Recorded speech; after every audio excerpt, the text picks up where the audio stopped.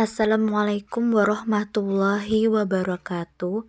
Yang saya hormati Bapak Fandi Ahmad selaku dosen pembimbing pada mata kuliah Kepemimpinan Pendidikan Islam, dan yang saya banggakan kepada teman-teman sekalian.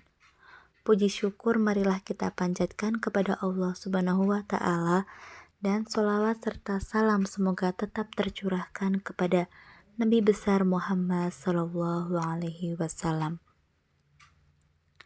Oke, materi yang akan kita bahas kali ini sesuai dengan tugas yang diberikan oleh dosen kita, yaitu kepemimpinan dalam pengembangan TKM pendidikan. Saya Diva Astri Damayanti, NIM 200312113, dan rekan saya Fadila Fitristasari, NIM 200312116. Berikut ini pemaparan materi. Materi yang pertama, pengertian TKM. TKM atau Total Quality Management adalah tentang usaha menciptakan sebuah kultur mutu yang mendorong semua anggota stafnya untuk memuaskan para pelanggan. TKM adalah sebuah filosofi tentang perbaikan secara terus-menerus yang dapat memberikan seperangkat praktis kepada setiap institusi pendidikan dalam memenuhi kebutuhan, keinginan, dan harapan para pelanggannya saat ini dan untuk masa akan datang.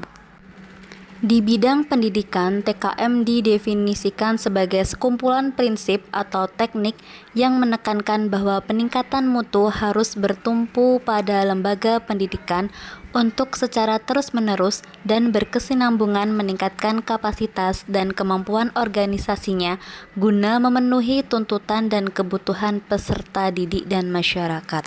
Upaya yang terkandung dalam TKM diantaranya 1. Mengendalikan proses yang berlangsung di lembaga pendidikan. 2. Melibatkan proses diagnosis dan proses tindakan untuk menindaklanjuti diagnosis. 3. Peningkatan mutu ditingkatkan atas data dan fakta bersifat kualitatif maupun kuantitatif. 4. Peningkatan mutu ditingkatkan secara terus-menerus dan berkesinambungan. 5. Peningkatan mutu memberdayakan dan melibatkan semua unsur yang ada di lembaga pendidikan. Yang keenam, peningkatan mutu menyatakan bahwa sekolah memberikan kepuasan kepada peserta didik, orang tua, dan masyarakat. Gagasan dasar yang sangat sentral bagi keefektifan sistem persekolahan. 1. Lembaga pendidikan merupakan mata rantai yang menghubungkan pelanggan dan pemasok. 2. Hubungan antara pelanggan dan pemasok, apakah itu internal maupun eksternal, ditengahi oleh proses. 3. Orang yang melakukan perbaikan proses adalah yang dekat dengan pelanggan.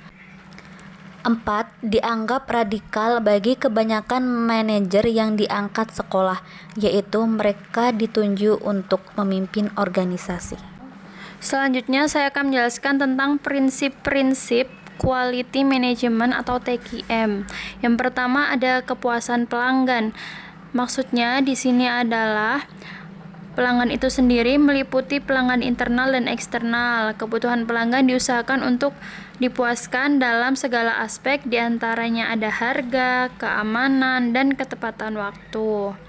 Kemudian yang kedua, ada respect terhadap setiap orang. Maksudnya di sini, setiap karyawan dipandang sebagai individu yang memiliki talenta dan kreativitas tersendiri yang unik. Jadi, dengan demikian karyawan merupakan sumber daya organisasi yang paling bernilai. Dan yang ketiga, ada manajemen berdasarkan fakta.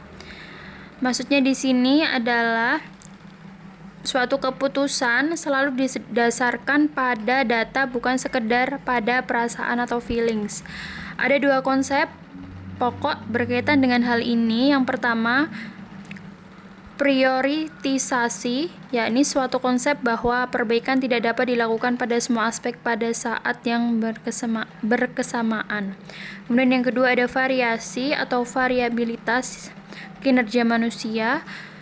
yakni dapat memberikan gambaran mengenai variabilitas yang merupakan bagian yang wajar dari suatu sistem organisasi. Dan yang terakhir ada perbaikan berkesinambungan.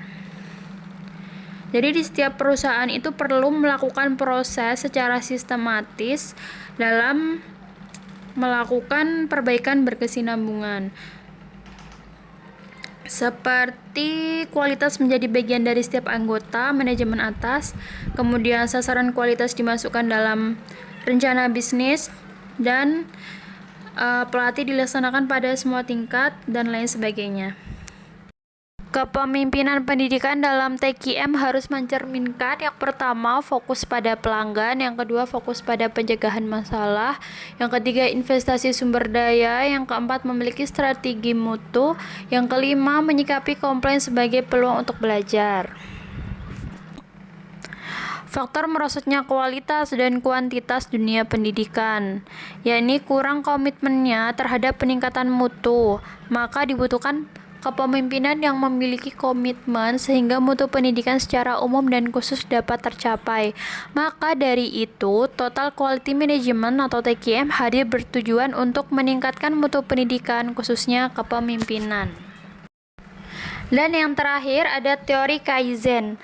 Kai artinya perubahan, Zen artinya baik, yaitu perubahan yang bersinambungan. Teori ini di Jepang digunakan dalam pembenahan manajemen negeri Jepang setelah hancur ketika Perang Dunia Kedua. Untuk membenahi negeri tersebut yang diperkasai oleh Japan Productivity Center, yaitu Yasushi Fukuda, Kazuo Suya, dan Hajime Suzuki pada tahun 1980 dengan istilah 5S sebagai fondasi IP atau disebut Integrated Productivity Improvement. Tahun 1991 mulai dikenalkan di Indonesia dengan menggunakan Mr. Yasushi Fukuda oleh Pusat Produktivitas Tenaga Kerja. Untuk mencapai keberhasilan lembaga yang produktif bisa melalui teori Kaizen, yaitu perbaikan lembaga yang melibatkan seluruh personal lembaga pendidikan dalam mencapai keberhasilan lembaga, mulai pimpinan sampai bawahan.